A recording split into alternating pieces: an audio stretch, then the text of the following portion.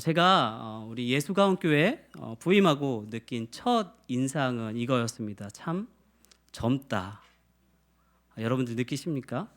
저는 다른 교회에 있다가 와서 그런지 정말로 그런 것들이 느껴져요. 참 젊다는 거. 성도들도 젊으시고 담임 목사님도 젊으시고 부교역자들도 젊어요. 젊기만 한 게 아니라 참 열심히 또 잘합니다. 그래서 오늘 제가 여기 서면서 너무 부담이 되었습니다. 어떤 말씀을 함께 나눌까 많은 고민을 하면서 준비했는데 이 시간이 여러분에게 은혜의 시간 또 도전의 시간 되기를 바랍니다. 국가의 부름을 받고 군대에 가면 보직이란 게 주어집니다. 군대에선 보직 말고도 또 종종 일을 맡기기 위해서 그때그때 차출하기도 합니다. 예전에 진짜 사나이라는 예능 프로그램이 있었습니다. 그때 이 셰프들이 되게 많이 이제 TV에 나올 때인데 유명 셰프 한 명이 이 군대에 같이 간 거죠. 내무반에서 이 사람들이 출연진들이 앉아가지고 대기하는데 조교가 급히 들어와서 묻습니다. 식당에서 일한 경력이 있으면 손들어. 그때 이 셰프가 당당히 손을 듭니다. 그리고 화면은 취사장에서 식판을 닦는 셰프를 보여줍니다. 요리가 아니라 설거지를 시킨 거죠. 이 영상이 아래에 댓글들이 되게 많이 달렸습니다. 자기도 그런 비슷한 경험을 했다라는 거죠. 몇 가지를 제가 가져가 봤습니다. 미대 나온 사람입니다. 족구 라인 그렸습니다. 저는 화학대 화생방 조교였는데 가스배달부 출신입니다. 이런 댓글들이 쭉 달렸어요. 불러놓고는 이상한 일을 요구한 거죠. 하지만 보통은 그렇지 않습니다. 분명 누군가를 부를 때에는 분명한 목적이 있기 마련입니다. 하나님도 뚜렷한 목적을 가지고 우리들을 부르셨습니다. 그렇기에 우리는 하나님이 의도하신 뜻에 부합하는 그런 삶을 살아야 합니다. 예수 믿으면 끝이 아니라 우리를 불러서 당신의 뜻을 이루려 하시는 것이기에 우리는 하나님의 부르심에 합당하게 살아야 할 그런 의무가 있습니다.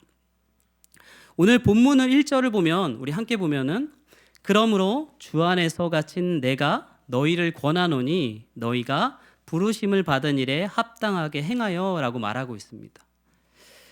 에베소서를 쓸 당시 바울은 옥에 갇혀 있는 상태였습니다. 그래서 주 안에서 갇힌 나라는 말은 주의 일로 인해서 감옥에 갇혔다는 뜻이기도 하지만 또한 하나님의 일을 위해서 강권적으로 붙들려 있다라는 말이기도 합니다.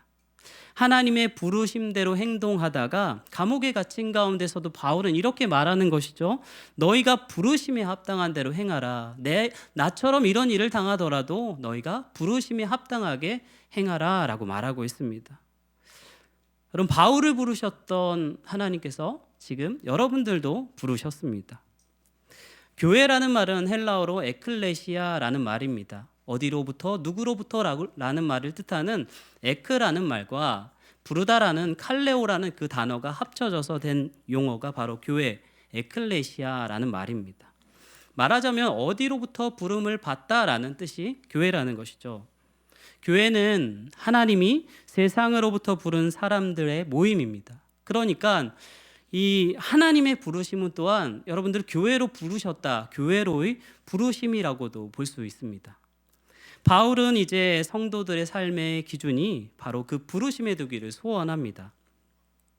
그러면 그 부르심에 합당히 행한다는 것은 무엇일까요? 먼저는 서로 용납하는 것이고 그렇게 해서 하나됨을 힘써 지키라는 것입니다. 그러니까 부르심이라는 것이 그 부르심에 합당한 삶이라는 것이 어떤 거창한 것이 아니라 그저 서로 받아들이고 교회의 하나됨을 지키면 된다라고 이렇게 오늘 말씀하고 있는 것이죠. 본문 2절에도 보시면 이렇게 말하고 있습니다. 모든 겸손과 온유로 하고 오래 참음으로 사랑 가운데서 서로 용납하고.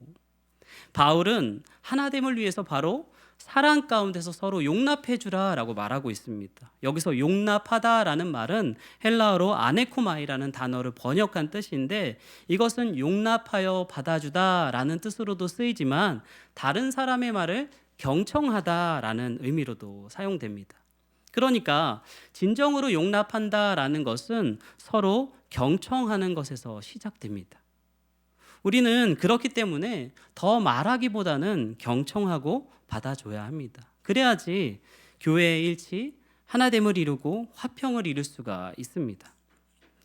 또 그렇게 서로 용납함으로 하나됨을 지키라고 합니다. 3절 말씀 이어지는 말씀을 보시면 평안에 매는 줄로 성령이 하나 되게 하신 것을 힘써 지키라. 힘써 지키라. 어떻게 지키라고 하고 있습니까? 네, 힘써 지키라라고 말하고 있습니다. 만약에 이 일이 쉬운 일이라면은 왜 힘써 지키라고 권면했겠습니까? 힘써 쉬어라, 힘써 놀아라, 힘써 먹어라 이런 말 보통 안 하잖아요. 힘든 일이니까 힘써서 최선을 다해서 하라고 말하는 것이죠. 그런데 교회에서도 안타까운 모습을 볼 때가 있습니다. 교회 일을 하다가도 방법이 차이가 있어서 방식의 차이가 있어서 서로 다투는 경우를 보게 된다는 것이죠. 바울은 아마 자신의 경험을 떠올리면서 이 말을 하지 않았을까요? 사도행전 15장 말미에 보면은 바울과 바나바가 예루살렘 종교회의 후에 두 번째 2차 선교 여행을 계획합니다. 그런데 1차 선교 여행 때 선교를 하던 중에 이탈했던 바나바의 조카였던 마가 요한을 데려가는 문제로 다시 한번 데려가는 문제로 바울과 바나바가 심하게 다투게 됩니다. 자기의 조카 찬성파였던 바나바는 마가가 잘못한 것 틀림없지만 그래도 그에게 다시 한번 기회를 줘야 한다고 주장했을 것입니다. 그의 반면에 바울은 반대했겠죠. 한번 팀을 떠난 사람을 다시 받아들이는 것이 바울에게는 아마 불가했을 것입니다. 둘 다 명분이 분명했습니다. 그렇기 때문에 한 목소리를 만드는 것이 어려웠습니다. 결과적으로 둘은 갈라서서 따로따로 선교 여행을 떠납니다. 평화의 복음을 전하는 일로 인해서 둘의 화평이 깨지는 일이 벌어지고 만 것이죠. 물론 인간적인 연약함에도 불구하고 하나님께서 역사하셔서 그 일을 이루어질 것은 믿지만 그럼에도 이 일로 인해서 화평이 깨어졌고 그렇게 안타까운 일일 수밖에 없었습니다. 바울은 이 글을 쓸 때 이 일을 또 떠올리지 않았을까요? 성령이 하나 되게 하신 것을 지키기 위해서 나 바울 내가 했던 그 일을 반면교사 삼으라고 말입니다. 또 본문에서 하나님은 이 교회가 하나 되고 성장하기 위해서 이 선물들을 주셨다고 말하고 있습니다. 바로 은혜의 선물들입니다. 본문 7절에 보시면 우리 각 사람에게 그리스도의 선물의 분량대로 은혜를 주셨나니 라고 말하고 있고 8절에도 사람들에게 선물을 주셨다 하였도다. 선물, 그것은 교회를 세우기 위해서 다양한 은사들을 주셨다는 것입니다. 제가 예전에 사역하던 교회에서 이 유초등부를 대상으로 어린이날 받고 싶은 선물을 설문조사를 해봤습니다. 화면을 보시면 이렇게 했어요. 받고 싶은 선물이 있는 것에 스티커를 붙이세요. 그래서 오는 애들, 늦는 애들은 못했고 오는 애들에 한해서 이렇게 스티커를 붙였습니다. 어떤 것에 붙였을 것 같습니까? 네, 그 결과는 다음과 같습니다. 네, 늦게 온 애들은 못 붙였는데 이렇게 붙여졌어요. 여러분 예상하신 대로죠, 그죠? 네, 웃음이 나. 저 한편은 누굴까 그런데 제 딸입니다. 한편은. 네. 네. 그런데 여러분 보시면 바탕에 다시 한 번만 띄워주시겠어요? 보시면 이 바탕의 종류 색깔이 두 종류인 거 보이시죠? 하나는 약간 파란 색깔 계열이고 하나는 뭐 노란 색깔 계열로 돼 있는데 두 차이가 뭘까요? 하나는 네, 아이들이 받고 싶어하는 거 베스트 3 그리고 다른 하나는 부모님이 주고 싶은 베스트 3. 네, 저와 제 딸은 일치했습니다. 네, 아주 극명하게 갈리고 있죠. 부모의 생각과 자녀의 생각이 참 다릅니다. 마찬가지로 우리가 원하는 선물과 하나님이 주고자 하는 선물은 다를 것입니다. 우리는 원하는 것을 갖고 싶고 하나님은 필요한 것을 주시는 분이기 때문입니다. 하나님이 우리에게 분량대로 주셨다라는 것은 우리에게 주어진 선물이 나의 만족이 아니라 필요에 의해서 주어진 것이라는 사실을 꼭 알아야 합니다. 그렇기에 내가 원하는 선물과는 다를지라도 차등없이 좋은 것이죠. 그 선물은 교회가 하나 되어 든든히 서가기 위해 모두가 꼭 필요한 선물입니다. 그렇기에 누가 더 좋고 나쁘고는 없습니다.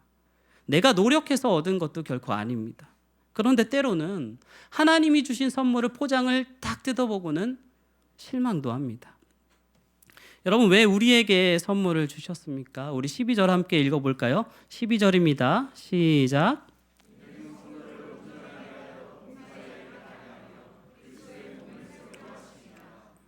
네, 그리스도의 몸된 교회를 세우라고 우리에게 주신 것입니다.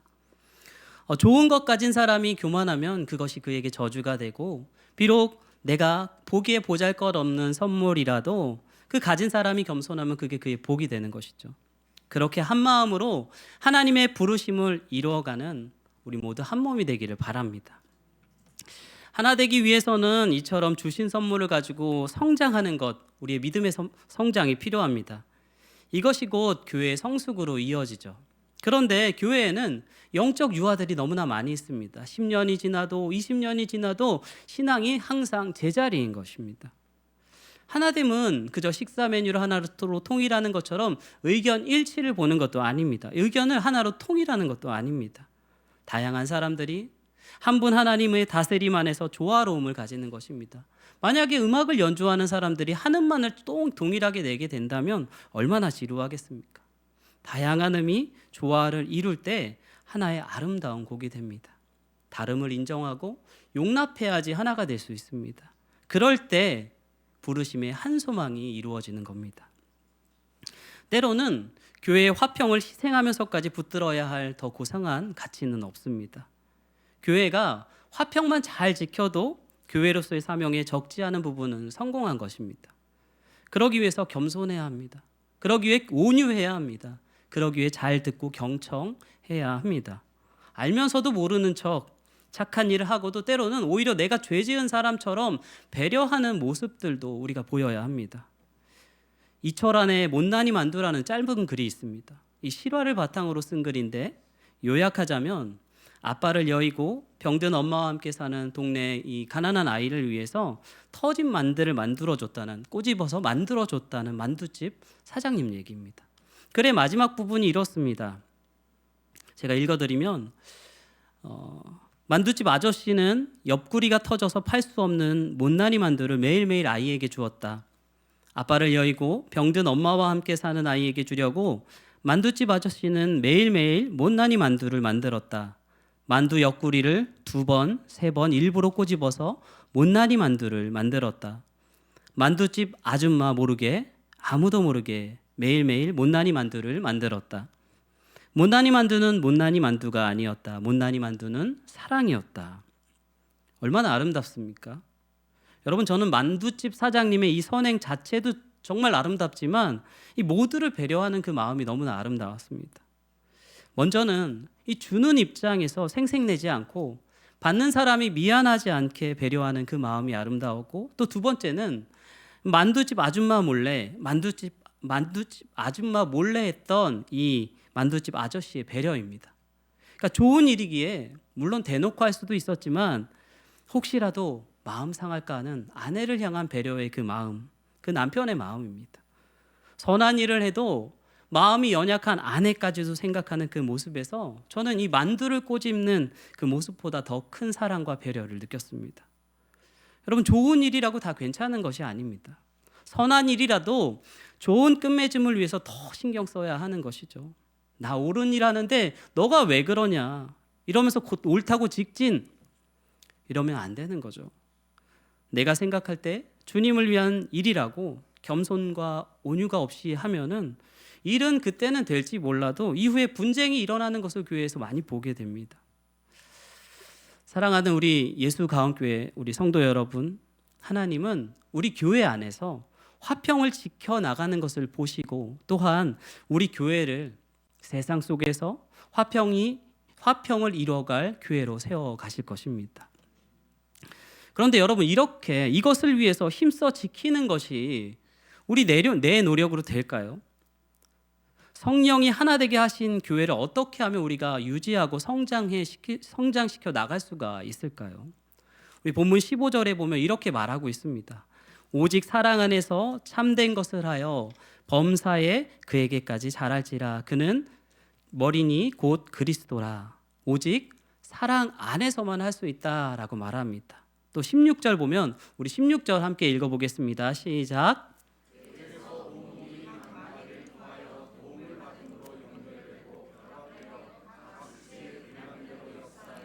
그 몸을 자라게 하며 사랑 안에서 스스로 세우느니라. 아멘. 사랑 안에서만 성도는 자라고 교회는 세워지는 겁니다. 오늘 3절에도 어떻게 용납하고 경청하라고 했냐면 모든 겸손과 온유로 하고 오래 참음으로 사랑 가운데서 서로 용납하고, 예수님이 나를 사랑하신다는 그 사랑으로 채워진 마음, 그 마음이 없으면 할 수가 없다는 것입니다. 사랑 없이 한 모든 일이 헛수고라는 거죠. 여러분, 교회는 완전한 곳이 아니잖아요. 교회는 여전히 지어가고 있고 그렇기 때문에 항상 공사 중인 곳입니다. 공사 중이면 때론 불편하죠. 여러분, 불편하면 어떻게 합니까? 조금 보통 피해 가거나 떠나갈 텐데 우리는 여전히 여기 있습니다. 이렇게 함께 예배하고 부대끼고 기도하며 교회를 지키고 있어요. 그렇죠? 네. 몇 년 새 키우던 개를 버리는 사람들이 그렇게 많다고 해요. 이 개가 떼를 짓고 들깨떼가 돼서 사람을 공격하는 것이 문제다라는 이런 기사를 본 적이 있습니다. 몇 년 전 기사였습니다. 인터넷에 실린 기사였는데 이 기사의 내용이 이렇습니다.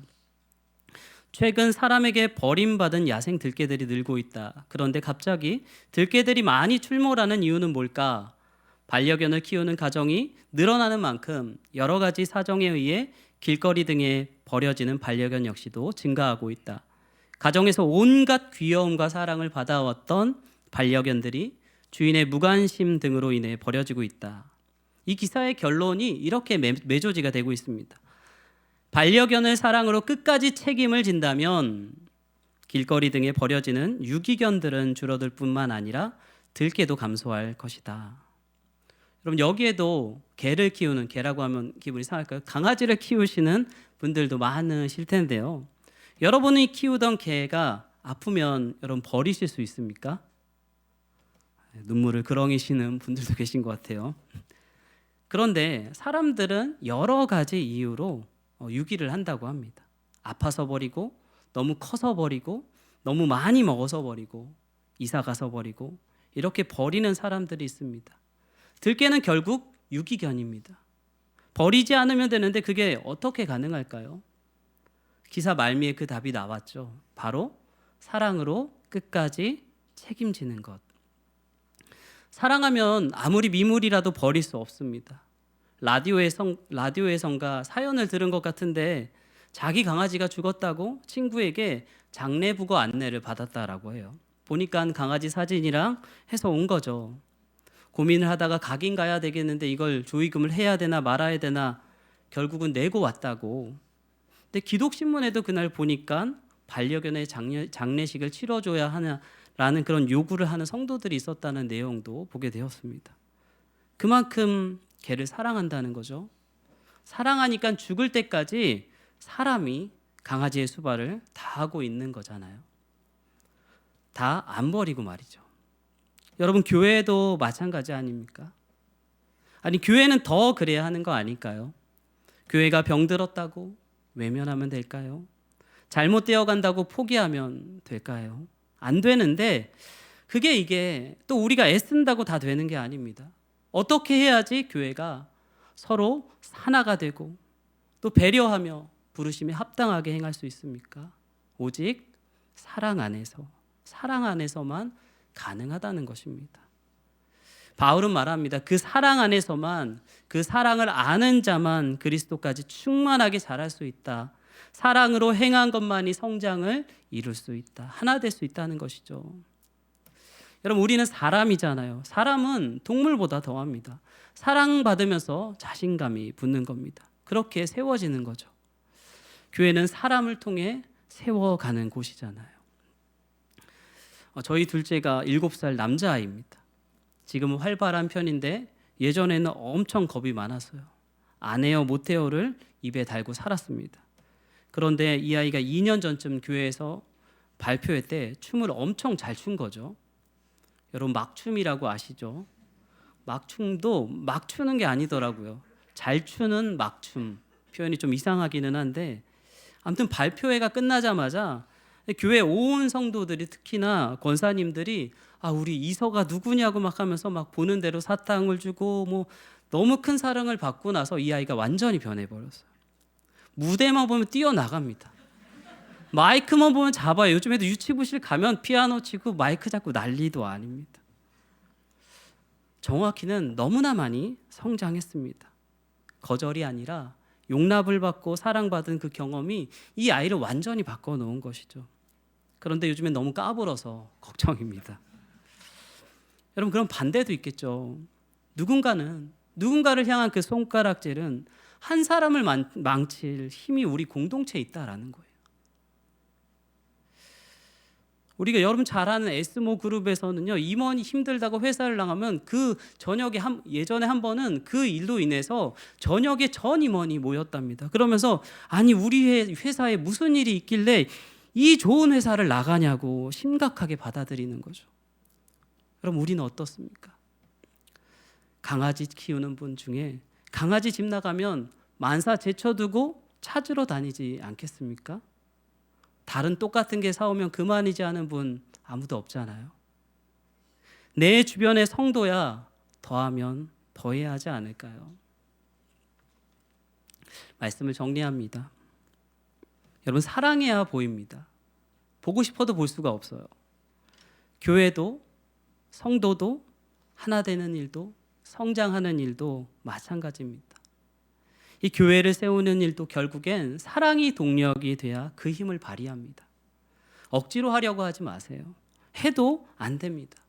힘쓰는 것도 마음 쓰는 것도 억지로 안 됩니다. 사랑하는 우리 예수가움교회 성도 여러분, 우리 하나님 더 사랑합시다. 더 하나님을 사랑하시고 그 사랑에 충만하시기 바랍니다. 그 사랑으로 하는 모든 일이 성도를 자라게 하고 교회를 세워가는 일입니다. 아멘.